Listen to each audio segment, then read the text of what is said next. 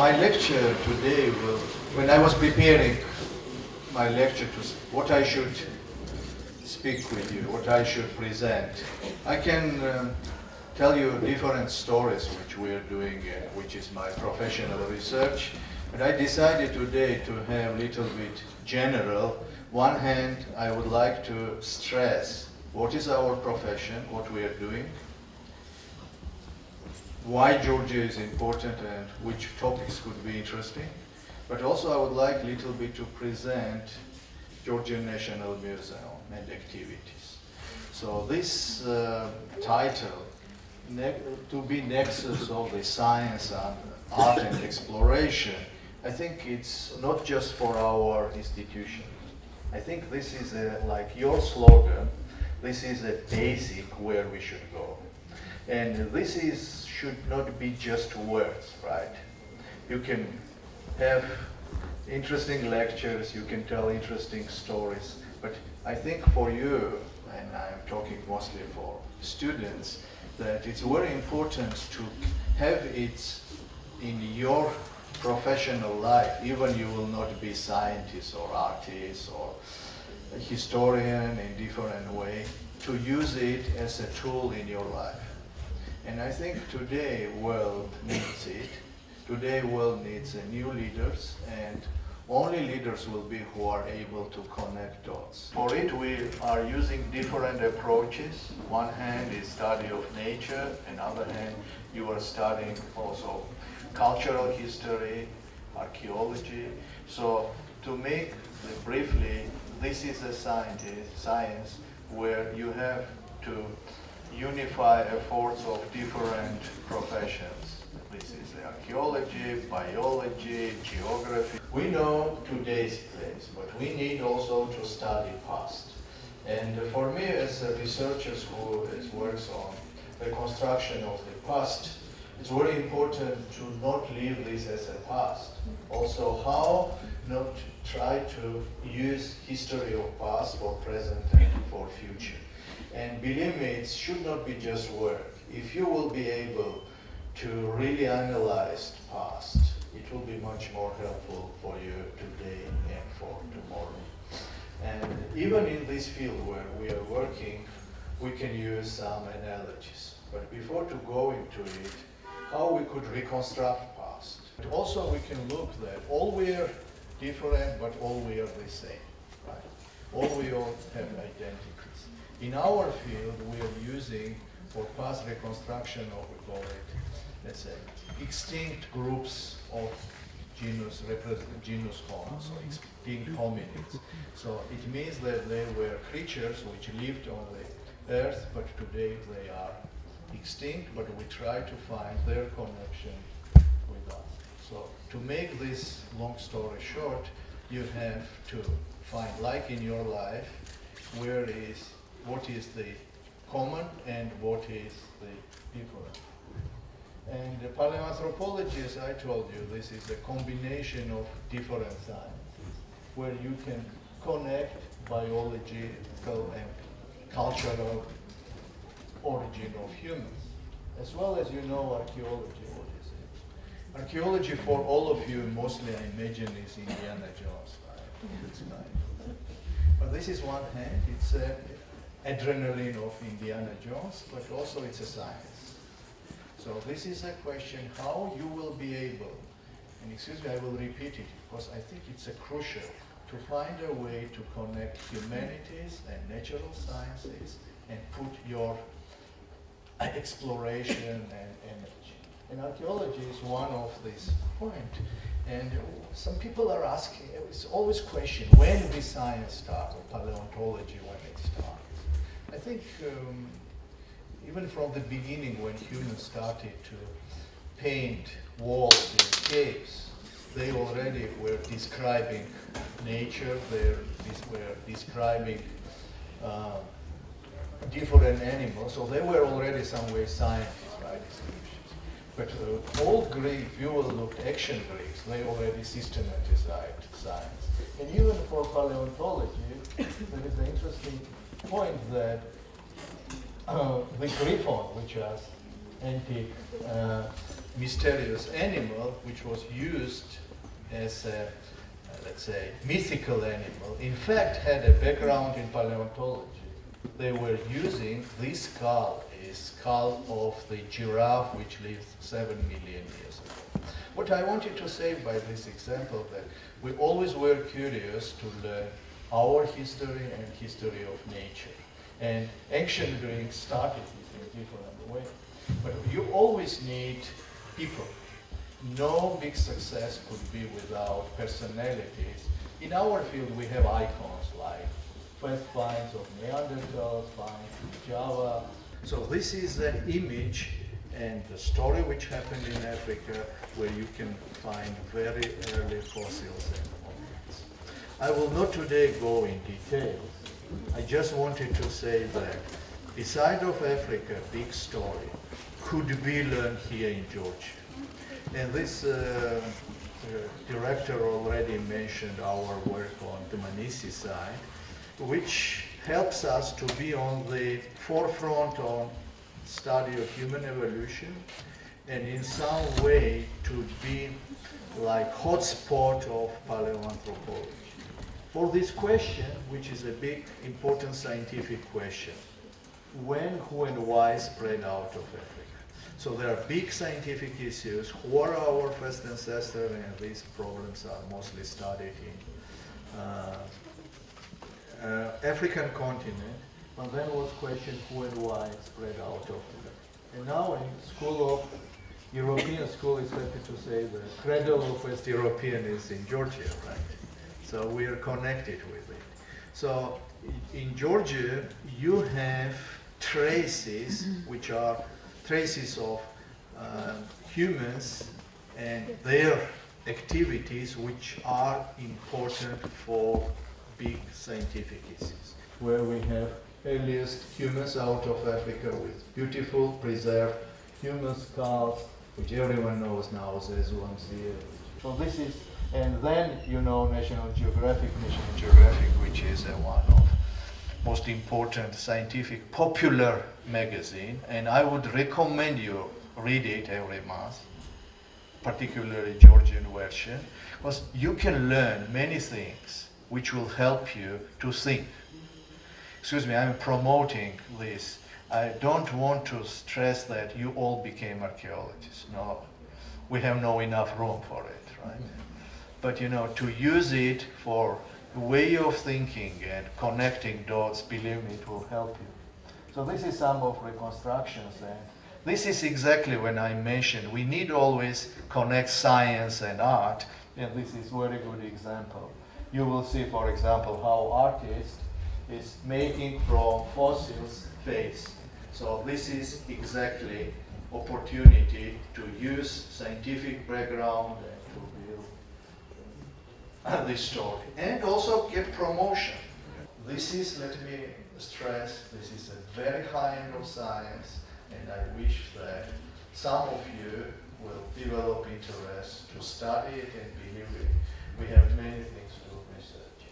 Another important point is to study is, beside of these prehistoric people who lived near the Manisi, we have some other finds we call it Neanderthals. For most of scientists, this story happened only here, which is, we call it Fertile Crescent, which is the whole Near East. But now our research shows that Georgia is part of it. So may I say, and I will, we are geographically part continuity of Near East, but same time we're connected with Europe. This is something which is a big advantage. It's affected you in different way, even in politics, geopolitics, economy, but it's also past and history. This was my point when I used to ask to think on past. See, this hub, this is today's hub, if you will look. But look on it, where is our place? But you need finds, as I told you. And we are now lucky that we have very early finds of, this is a story of this clay vessel. This was in last week in many headlines, exactly this one. And this is a presentation of one of our last exhibition in France, in Bordeaux, which we recently did, where we showed that earliest wine has been produced here. And this exactly fits in this big issue. When early agriculture started, when first domestication happened, and this is part of your culture, right? And in this case of wine, which you can see we got now many fanfares last week, this once more big media intention.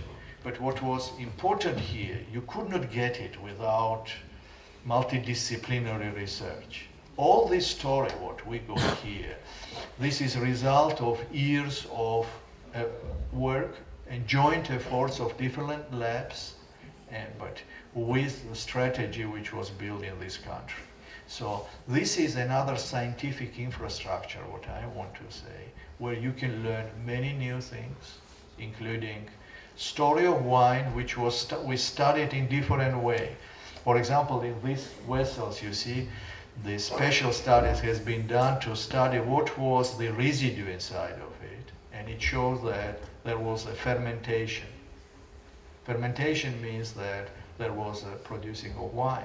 Also, there were pollen inside, there were some grapes, all together showed, and then with dating, that you could be, that Georgia is not just country of West European, it's also country of first wine making.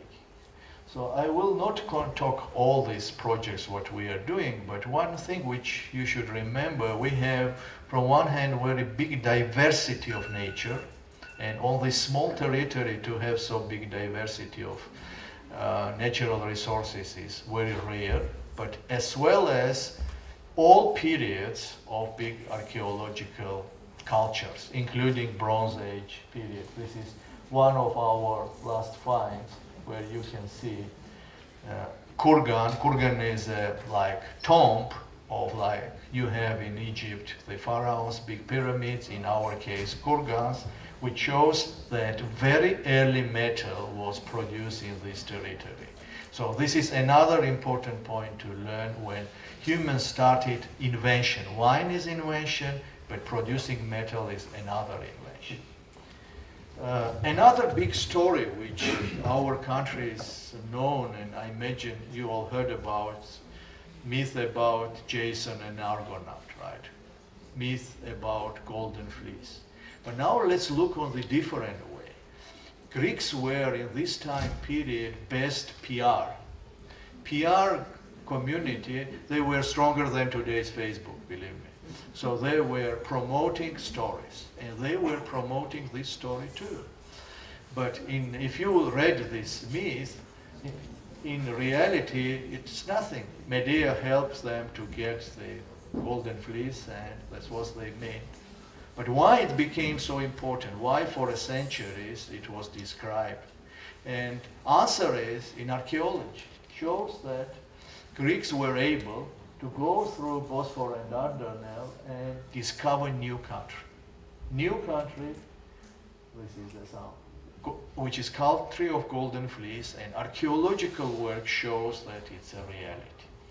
So this is something which we should be proud on one hand, but to be proud is not enough. We need all these big scientific issues to put in right context. This will be research, education, presentation, and commercialization too. So this is a real brands which we already are having. But now we need not to destroy these brands. We need to develop on different way, and only synergy, believe me, between science and then profit part or marketing can give you results. So, and this is a good chance for it. Now, I will move to another point. We said that you need luck to find. Of course, first you should have it, then have luck to find. You should work, but also you need institutions. This is another key to be developed. And Georgian National Museum is an institution which one hand has 160 years of history, but from other hand, this is a new, it's only 12 years old. So maybe if I will have more chance to talk with you, I can explain more in details what is it. But make very briefly, we try to be, like at the beginning in title of this lecture, institution which is able to connect different subjects, different geographic territory, and to have a network. Some of you would like to be in business, right, in future. But in business, big business thinks on big way, right? It's the same way you should think how you could connect. And in our case, we have one umbrella, Georgian National Museum, but inside of it, we have different regional centers as well as research centers. And you can see we are covering almost all countries. And to build good institution and good museum, you always need collections. Right? And we are very rich, and I think we should all be proud that we have prehistoric, but as well as we have these medieval icons, we have art of Pirosmani, Kakavadze, and so on. So how to build this institution and how this institution should be active and not to be like pontificating institution, which talks only with each other. That's why I think one of the keys today is the science communication, to communicate with you. And we should be in dialogue. We should be in connection and interaction to follow what happens today in science. I gave you 3 different examples, but there are many in different fields. And we want to be this platform where you could discuss it and learn about it. But you need also exhibits. This is like our archaeological exhibit, National Gallery, different public lectures. And now, for example, what we try to do, we have one hand our heritage, which is our identity, and we try to present locally and internationally, but also to bring high end of culture in Georgia. And this is Botticelli venues, which you could go to see it, and as well as now here is another our exhibition. This is our temporary, already our permanent exhibition. But to learn that you should touch high end of art. This is real crucial, and it helps you to open eyes. You know?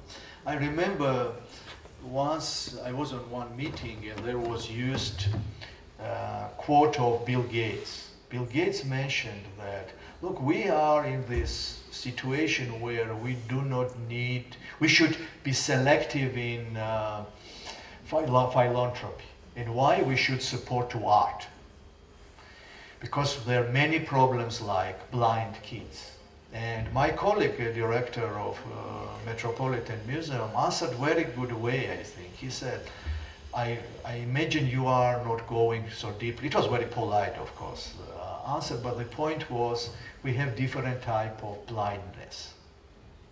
And art helps to open the eyes, you see.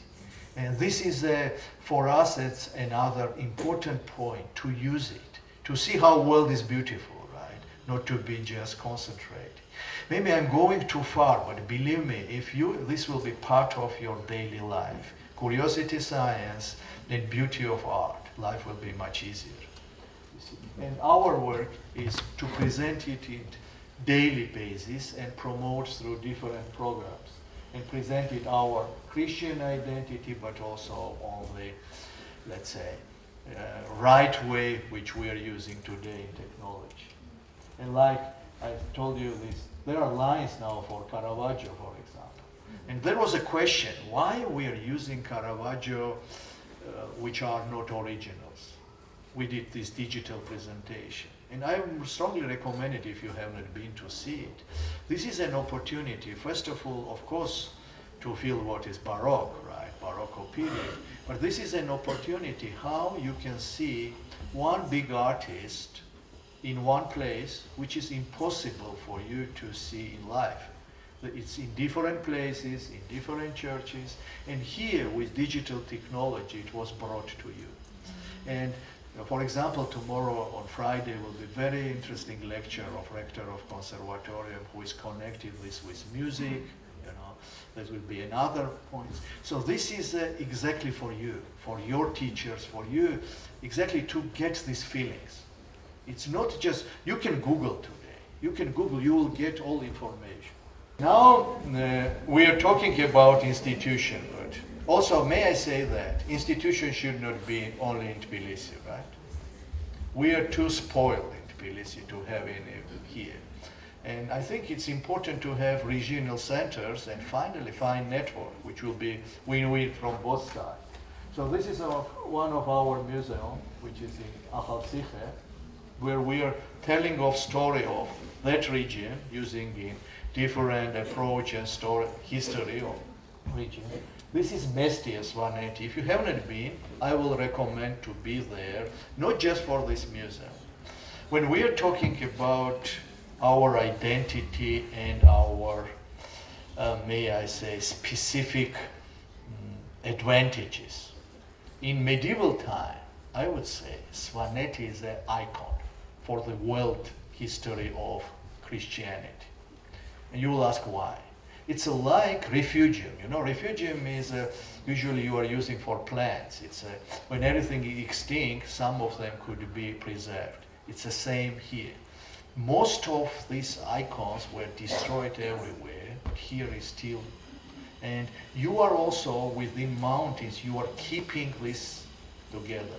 And I think Mestia and Svaneti, where on one hand you have beautiful nature, you have fantastic architecture, and these beautiful objects. All together makes this place unique, but for you also an opportunity to learn new. And this is activities what we try to do, including lecture in physics, this is Rustaveli Theatre, art program, and so on, even here. And I'm happy to say that National Geographic was promoting even this Svaneti in this way. And and this is another different programs. This is exactly, and this is one of my favorite slides. It's a line to the museum. And in Mestia, not just in Tbilisi and not with Caravaggio or Botticelli, right? And this is our task. Our task is that our museums will be for you an opportunity. Like you want to go to play football, you need stadium, right? It's the same for you. You should use it for connection, and may I think differently and think out of box. This helps you and will help you. Now I will go I think I'm talking too long, but let's go to this. For example, what we do now. For example, in Dmanisi, where these beautiful finds, and we will have more, and which is high-end of. What we try to do, we are trying to protect and make it very active. It's a beautiful place where you can excavate 1.8 million fossils and find medieval germs. That's why we are unique. Even we are small, Georgia. We are unique with diversity. And here you can see different experimental archaeology programs.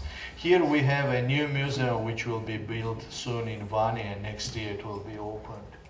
This is some of our activities. This new museum in Bolnisi, which we will open this spring, also for regions, it's almost ready. What we will have in Dmanisi, this will be new museum in Dmanisi.